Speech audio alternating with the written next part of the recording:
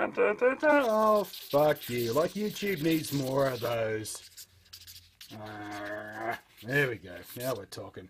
Yeah, they can stay. Hello again, I am Blunty. So we're what, 10, 11 weeks away from starting a whole new generation of gaming, depending on which side of the fence you're sitting on. Xbox One comes out about a week before PlayStation 4, and I think that's as close as any of big launches ever been between two huge rival consoles. I mean, yes, the Wii U is also a next-gen gaming system, but a lot of people discount it because it hasn't made sort of the same leap forward as they were expecting it to. It's kind of playing catch-up with current generation games, and you can argue about that till the cows come home and your face turns blue and the Gabe Newell Blake brings out a certain game we've all been waiting on. And aside from that peculiarity of the big consoles going head-to-head within a week of each other, launch dates, we also have a very different console generation hitting us this time. It's not going to be about graphical prowess, about pure processing power, because the leap this time that's been made forward isn't as immediately obvious, especially on the graphics side of things. So instead of relying on that big graphical leap forward, we are instead hit with a big pile, a basket full of ancillary features that affect how we play our games and how we use our consoles in general. I mean, and I'm not even talking about the stuff outside of gaming, like the streaming media and all that kind of gear. I'm talking about, you know, the gamer-centric stuff, like being able to stream and record and upload your own gameplay videos right there in the console. Now, people have been doing this for years and years and years, but it's often very hackneyed, jerry-rigged solutions where you've got to run a capture card into a PC and then back out again, and you've got to try and figure out a way to sync up your mic if you want to do live gameplay, otherwise it all comes out of sync. And, you know, there were ways to do it, but it wasn't for the layman. This time around, any idiot can do it. Hit a button, it happens. And that's a big deal. That's going to change a lot of how we interact with our fellow gamers, I think. And what I think is one of the most significant new things to come along is digital downloads. Yes or no, of course, we've got digital downloads now, but now the new guys are joining Nintendo in that every game you can buy on disc or you can get it on a digital download. And feel free to correct me if I'm wrong on this, because who the fuck knows with Microsoft anymore? They keep changing their fucking minds on everything they're doing with the console. So what was true yesterday isn't necessarily true today about what you can do and what you can't do on the damn console in the first place, and it's incredibly infuriating. And for now, the digital download thing remains an optional thing. You can choose to do it. But we all know, or at least I think we all suspect, we are being herded gently towards a future where physical media will disappear and it will become as antique as mini DV tapes are to people who do this kind of stuff these days. So my question to you is, are you going to miss discs? Are you going to jump fully on board with this whole digital download thing because it's quick and it's easy? You don't have to go out and buy a game. You can be completely, utterly housebound, couch potato, lazy about your gaming in its entirety. You can just go click, click, click, buy, charge, download, play. And I think with the Xbox One, you can play as it's downloading even. They've worked out a way to do that, which is really, really cool. Again, unless, of course, they've done the whole gypsy switch thing, because who can fucking keep track anymore of what Microsoft are goddamn doing with their console? I mean, I know for a fact there are a lot of you out there who are proud of your game collections, and you have, you know, a bookshelf on the wall just full of these things stacked high, and all you see is, you know, instead of having a library of leather-bound books and being and giving off the impression you're a clever little buggy, you've just got a shelf full of games, which gives off an entirely different first impression to a girl you bring around to your house sometimes. So where do you stand on the digital download versus physical media thing? I mean, we've already lost to the ages, the art of the game manual. Back in the day, back in my day, every game came with a manual. It was often quite, you know, a significant book. It had backstory in there and artwork and, you know, all kinds of interesting stuff that you could read about in the car ride home after you've, you know, your mum's taken you to the shops, you bought the game, you're reading through the manual on home and you can't wait to get home and shove the cartridge, this cartridge, into the slot and away you go. You know, that was a part of the gaming experience. That's gone now, almost entirely gone. These days you're lucky to get a slip of paper. So the value of physical media has already been dwindling because all you get now is the box with a bit of art on it and the disc inside, and that's about it. You know, the value has already been diminishing on physical media. So digital downloads, okay, can we stop there? Can we stop calling them digital downloads?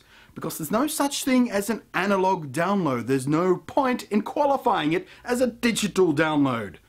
It's a download. By its nature, it is digital. You assholes who brought this digital download phrase into our culture and made it stick, and you have to refer to it that way, because if you call it a download, who knows what you're talking about? Stop it! But in any case, the digital downloads do bring something to the table as well. It's not just, oh, we'll get away with the digital media and we'll do everything. It brings with it DRM. By its nature, it brings with it DRM, so they can protect this thing you're selling you. And here's where people start to freak the fuck out about it, because DRM is evil, DRM is bad, DRM is always a pain in the arse and it's anti-consumer, blah! And I do want to be clear, I'm not a huge fan of DRM. It's been done colossally poorly in the past sort of 5 years or so, as they've been experimenting with different ways to work with it and try and avoid piracy and have the benefits to them and the customers. And by and large, it's been a clusterfuck of experimentation and failed, miserable, annoying pieces of shit. But it is there for a reason. It has to be there for publishers to be able to embrace the coming future of digital download, where we can, you know, have our game library in the cloud, and access it from any machine. We're at a friend's place. Hey, I've got that game. Let me log into my account. We'll start playing that game, or you know, that kind of stuff. There's lots of good things that digital download that DRM can enable for us. So I'm not against DRM by nature, but you know, there has to be a balance to be struck between what the evil publishers want to do and what the freedom of the consumer should be able to do. And there's always that butting of heads that will never ever end. And the funny thing is, when you talk about the modern direction that DRM is going on consoles, and you point out, well, PC gamers have been dealing with that on Steam for, what, 10 years now? And they've got no problem at all with it. And then the console gamers come out, yeah, but it's never been like that on consoles before. That's not the way consoles are supposed to be done. Well, shit changes. Get used to it. You know, you have to move forward. Guess what else never used to be on consoles? Online gameplay. Bet you wouldn't give that up now, would you? And the same thing happened when Steam first came out. People were up in arms about the way DRM was enabled on Steam. But now you talk to any PC gamer and they'll tell you Steam is the greatest thing to ever happen to PC gaming ever in the history of the universe. And they would never give it up. Oh, but PCs are different. Steam has always had the DRM. No, it fucking hasn't.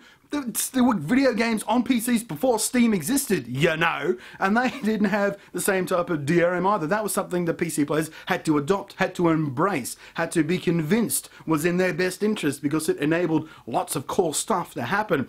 Before then, yeah, it was the same as consoles. You had to have the disc in the tray to play it. That was the copy protection. Before that, when it was installed off diskettes, sometimes you had to have a certain diskette in the tray. Even if a game wasn't running off that, you had to install the hard drive, or you had to look up a certain word in the game manual to prove you owned a copy of the game, but people would then photograph the game manuals. There was all kinds of essentially you know, ancient DRM methods to try and control this all throughout the ages, and there have been lots and lots of them, and they've all been pains in the ass, but they've all been there for a good reason in the end. And without them, piracy would of course run rampant, and no publisher would ever invest $20 bazillion to make GTA 5 if people could just nick it because it didn't have any copy protection on it at all. So get used to it. Man, what a near directionless ranty video. I was intending to make this video all about just the issue of physical media versus digital downloads. Because I, personally speaking, because I come from I'm an old school type of gamer, you know, I've grown up through all the generations of the gaming systems, from the Atari 2600 and all the way through. I've had physical media every step of the way, even when I've got the option, like on the Wii U. Even when I've got the option of digital downloads for full, you know, retail AAA titles and whatnot, I still usually choose the physical copy of it, the disc or the cartridge in the case of the handhelds. And I don't know why. It might be force of habit. It might just be because I am one of those guys who likes to have, you know, a stack of stuff on my bookshelf that I can look at. I can just sit there and look at, even when the console's not on. You know, I don't have to turn it on and browse through my installed game library. I can just look over at the wall and go, oh, I haven't played that in a while, and pick it out of the thing and go through the ritual of opening up the case and finding out there's the wrong disc is in the case, because I'm lazy like that, and then have to go through all the other cases to find out where the disc actually is, and then put it in the machine and boot it up and wait for the disc to spin up, and then start playing. And, you know, as inconvenient as that sounds, as ridiculously ancient and out of date as that system sounds, as opposed to turning on the console, going through your little menu of game library and go, I want to play that, click, it boots up and plays, I'm still somewhat resistant to the idea of a purely digital download future. It probably will change, and I might try and force myself into that change with the new console generation, because every game is going to be able to be digitally downloaded as opposed to analog downloaded, That really does piss me off, because it's stuck in my head now and I can't stop saying digital download. It's just a download, game download. We need new word entirely for that, I think. But yeah, maybe I'll try and force myself to do it to see if it changes how I play games or how often I play games or anything. So I don't know. What do you guys reckon? Physical media, download, where does your cash get thrown at most often? And do you see yourself changing in this new generation? Is your habits going to change? Or are you like me, just too stuck in your ways, too stubborn to sort of move towards the future? I don't know. Let me know. Leave a comment. And if this was any other YouTube channel at this point, I would remind you to give me a thumbs up for something stupid and, because I said boobies or something, which I didn't until now. Thumbs up for boobies.